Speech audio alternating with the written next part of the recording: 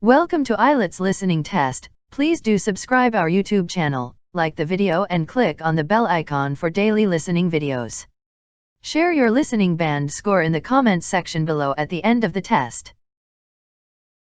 Now turn to section 1.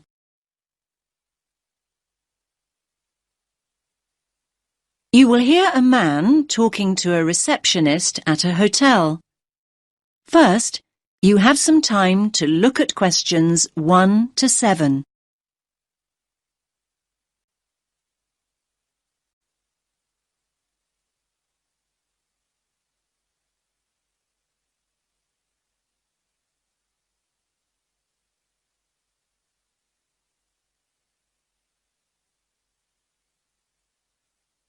Listen carefully to the first part of the conversation and answer questions 1 to 7.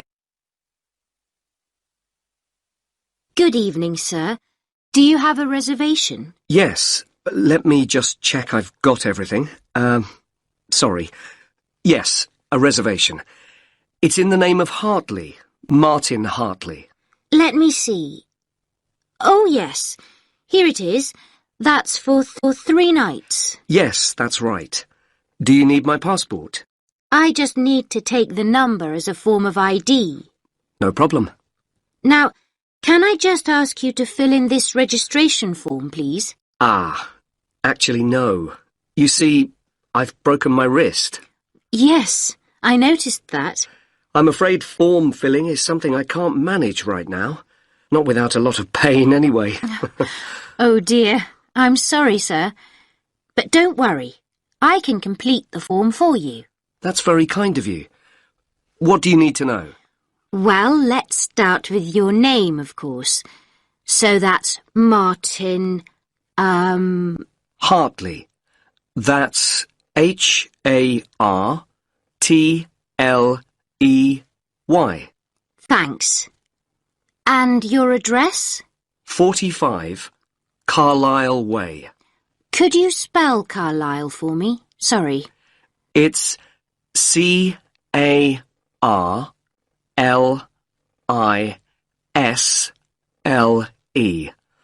You don't pronounce the S. Carlisle Way. And that's in Lewes. Lewes. And is there a state? I don't think you have states in the UK. No, we have counties. It's East Sussex. Sussex is with double S. The postcode is LW4 6AU. Do you want my phone number? Actually, no. We contact people by email now. Ah, yes. And send me lots of advertising too, I suppose. My email is hartleynitram@yahoo.co.uk. Sorry. A bit slower, please. Hartley, my surname, then Martin backwards, NITRAM. That's all one word. And all lowercase? That's right, no capitals. At yahoo.co.uk. Thank you very much, Mr. Hartley. And could you give me your passport now, please? Thanks. You can have that back now. And that's for 3 nights, so checking out on Sunday morning? OK, you're in room 16. That's on the first floor, overlooking the courtyard. Here's your key. Would you like somebody to take your bag? Now you have some time to look at questions 8 to 10.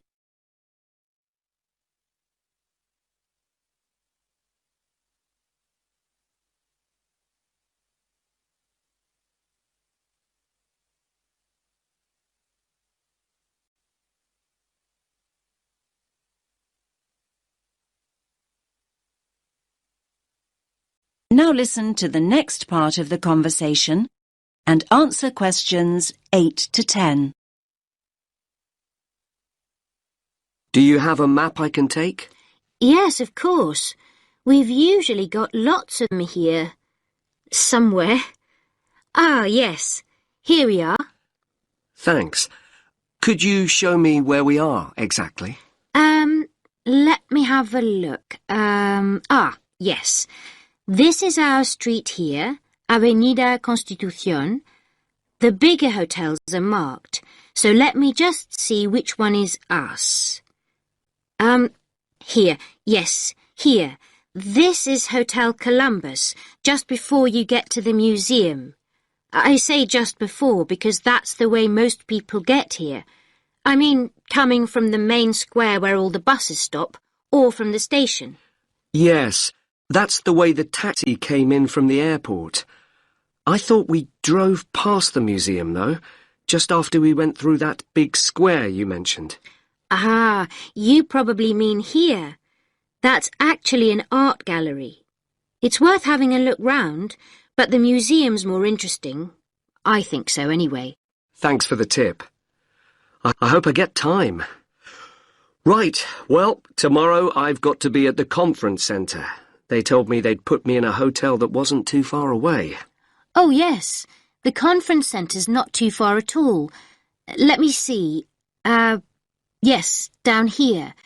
You can walk there in 7 or 8 minutes. Just cross over the road, go straight down this street here. That will take you towards the newer part of the city. Walk on for a couple of blocks, and then when you get here, you just have to go right a very short distance, and then you'll see the conference centre above the other buildings. It's quite big. I see. That all looks quite straightforward. Thanks very much. My pleasure. Have a nice evening, sir. That is the end of section 1. You now have half a minute to check your answers.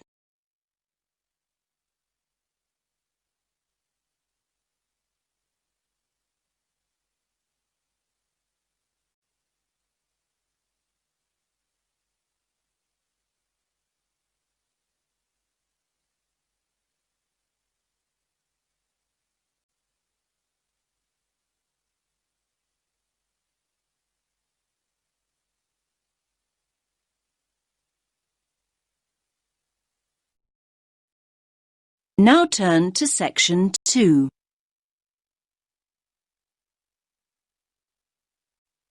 You will hear a man talking about areas for growing vegetables in towns called allotments.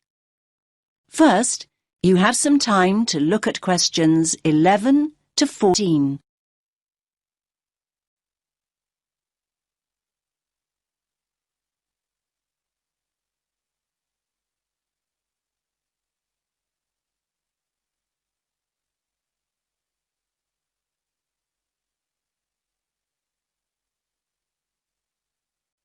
Listen carefully to the first part of the talk and answer questions 11 to 14. Good evening, everyone. I'm delighted to see so many of you. I was going to start by saying that more and more people are seeing the value of growing their own fruit and vegetables, but now I don't need to. First of all, let me say that whether you have a garden or not, there are all sorts of benefits to having a plot of land you can call your own, and it will give you a great sense of satisfaction. OK, let's assume you have a garden. Chances are it's small. Most gardens in cities are hardly big enough for a few pots of herbs and a couple of rows of beans. Now that's where allotments come in. A typical plot is around 250 square metres, big enough to feed the family for a year. Big enough, too, to grow a whole range of vegetables, fruit as well perhaps, not just cabbages and potatoes. Moving on to the social aspects of an allotment. How many people can say their garden is a meeting place? You might chat with your next-door neighbour every now and again, but allotments are notorious communal hives. There are usually between 10 and 30 plots on any allotment site, and they bring together people from all sorts of social backgrounds. Where else do you find a lawyer deep in conversation with a lorry driver? There's often a great sense of camaraderie, with initiatives to involve the wider community, including the less able, the retired, and the unemployed. In urban areas nowadays, people may have a tiny yard or a balcony, but it's not a garden. An allotment is a huge recreational asset for anyone in that situation. First of all, there's the exercise. Renting an allotment costs around £30 a month. That's generally a lot cheaper than joining a gym. Then there's the involvement with nature. Watching seeds grow into mature plants gives so much pleasure and such a sense of achievement. Spending time outside in the fresh air boosts our mental as well as physical well-being. And one more thing. Don't forget allotments are also an enormous benefit to the environment. They provide invaluable green space in our ever more clogged-up towns and cities, making them more sustainable and appealing to live in. These spaces provide a habitat for wild plants, birds, insects, and occasionally bigger animals. What's more, locally grown food doesn't have to be transported long distances, and that helps to reduce road traffic and hence pollution.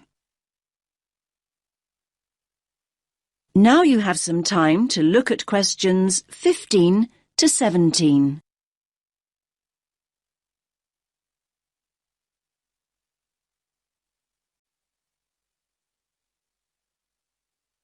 Now listen to the next part of the talk and answer questions 15 to 17. Now, food. A subject we all like talking about, because the main appeal of an allotment is obviously taking home all the freshly picked vegetables and fruit. So why is Grow Your Own so good? Well, to start with, there's the superior flavour. Food you've grown yourself tastes infinitely better than anything bought in the supermarket because it will be super fresh. Another point in its favour is the range. These days, gardeners are growing an amazing variety of vegetables on their allotments. Finally, there's the bonus of knowing that the produce you've grown is organic. You know that what you're eating wasn't grown on an industrial-scale farm or sprayed with large amounts of pesticides. Now you have some time to look at questions 18 to 20.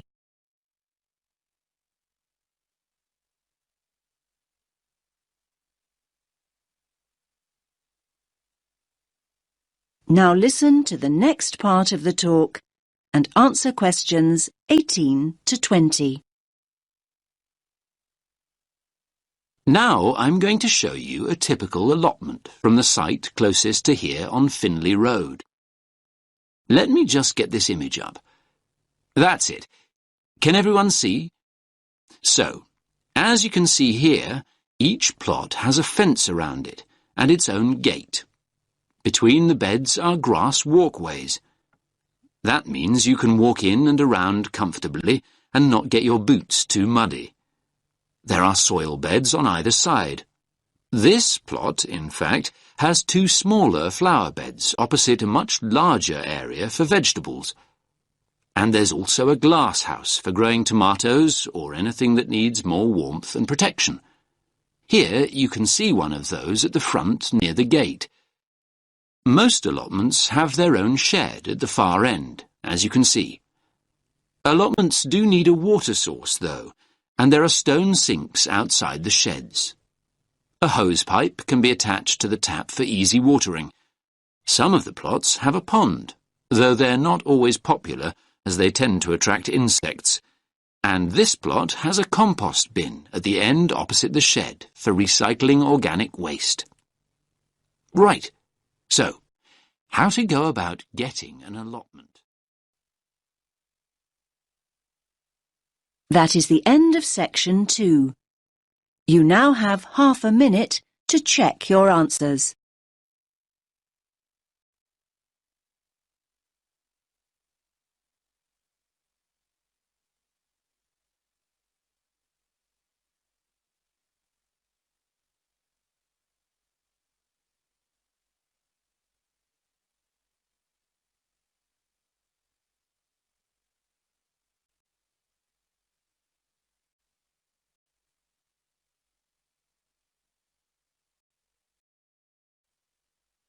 Now turn to section 3.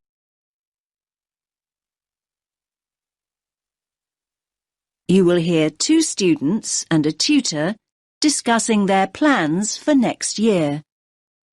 First, you have some time to look at questions 21 to 24.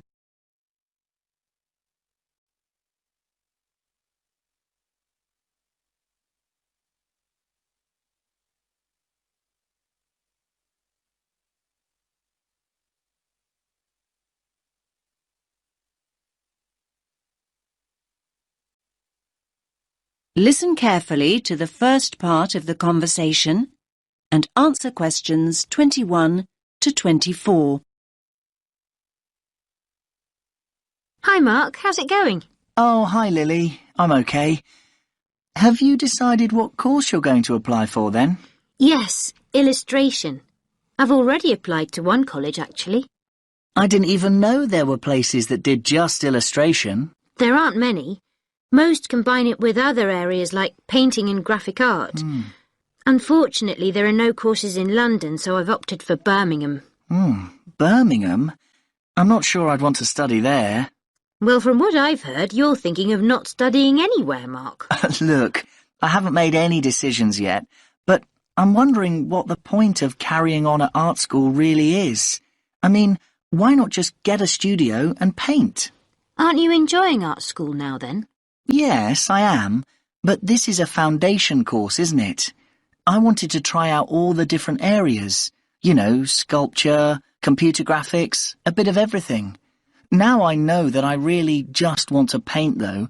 I may as well get a studio and do it. There's nothing more for you to learn, then. I didn't say that. This isn't all about a fear of being rejected, is it? I mean, I know you hate applications and interviews and so on. You're not looking for a way out of all that, are you? No, of course not. I'm no more scared of rejection than anyone else. I mean, people not buying your work, that's real rejection, isn't it? Now you have some time to look at questions 25 to 30.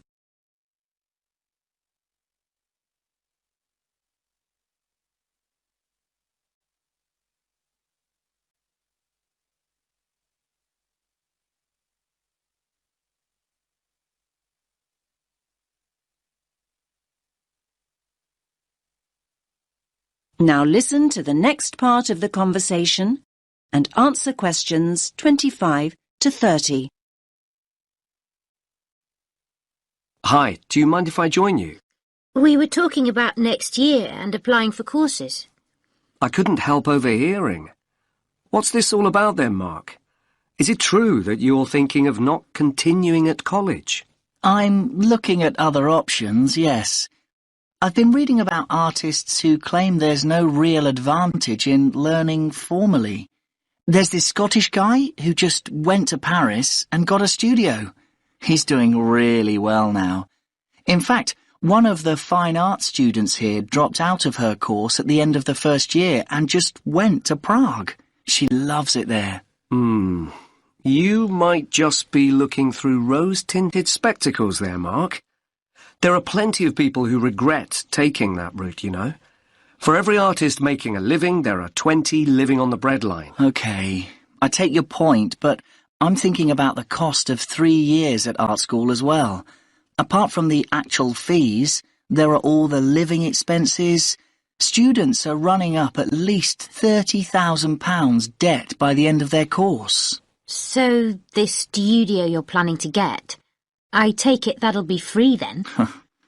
If you're contemplating working in Paris or Prague, won't that cost practically the same over 3 years?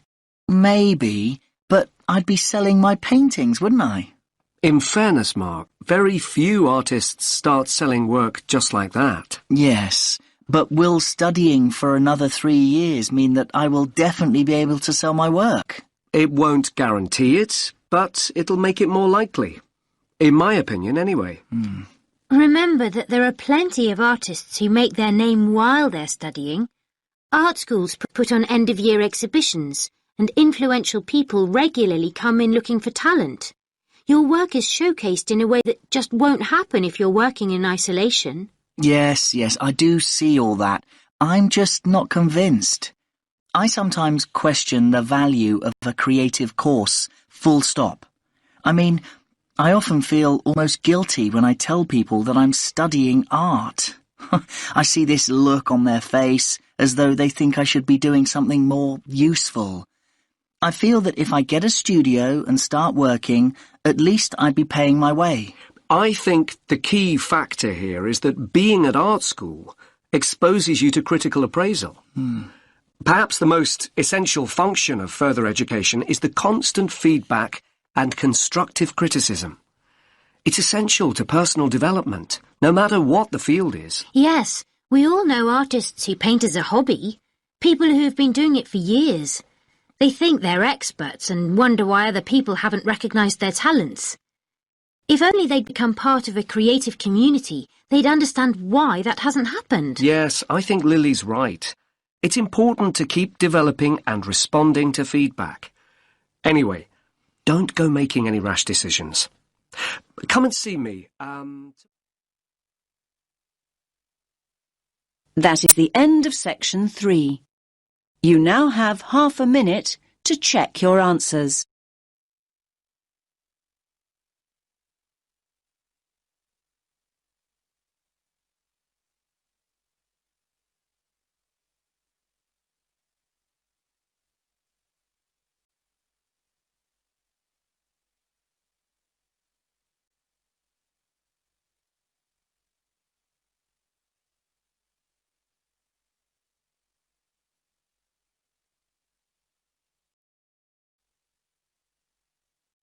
Now turn to section 4.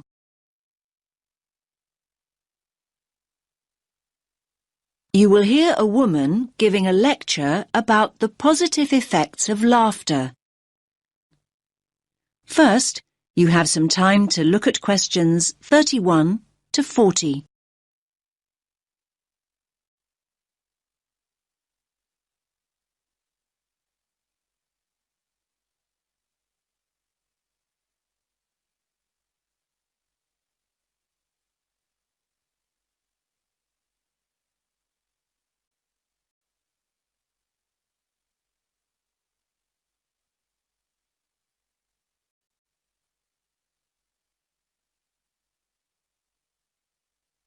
Listen carefully to the lecture and answer questions 31 to 40. Good morning, everyone. I do hope you didn't get too wet getting here this morning. The subject for my talk, I think we could all do with some to take our minds off this atrocious weather, is laughter. The laughter I want to look at is specifically related to psychological therapy and the treatment of physiological disorders, something we've been looking at over the last week or so. Now, when we start talking about psychological therapy, laughter isn't something that immediately springs to mind. Therapy is a serious business, and it's generally approached with an appropriate degree of seriousness. After all, people seek treatment and enter therapy for serious reasons. They're often at critical junctures in their lives, and they need professional help. The question is, how is it that laughter can be such a vital part of the therapy process? It's normally identified with humour, and thus generally deemed appropriate only in lighter, more frivolous circumstances, when it's acceptable to find a situation funny. Perhaps this is why so many people in the medical world feel that laughter's frequently misunderstood and undervalued as a cathartic, healing process. Now, humour certainly is one trigger for laughter, but it isn't the only trigger. If we take as a starting point the fact that laughter is a physical process that releases emotional pain, it follows that stress, anxiety, and tension may prompt the same response. Psychologists frequently point out that humans don't laugh because they're happy. They're happy because they laugh. Once we accept that laughter and pain are related, we are less likely to be shocked when people laugh in all sorts of painful, even tragic situations.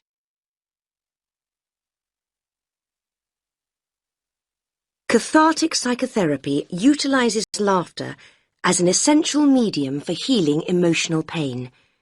It's specific to the release of anger, fear, and boredom. When people laugh, they free themselves of painful feelings. The amount of pain the body releases during a single burst of laughter is immeasurable, but we know that the body will keep discharging pain cathartically until there's no longer a need. The only obstacle to the process is the self-constraint we learn to impose on ourselves during our early years. We're taught the virtues of self-control from infancy, and any loss of that control during an emotional outpouring is discomforting. We fail to realize that when we lose control, we actually gain in many other ways. Our cultural preference for processing feelings cognitively, instead of feeling them physically, maintains and prolongs emotional distress. Patients who have had upbringings during which feelings were suppressed may have quashed their ability to laugh, cry, and become angry. Clinicians can help individuals regain these cathartic processes, enabling them to release deep-rooted emotions that may be an obstacle to happiness.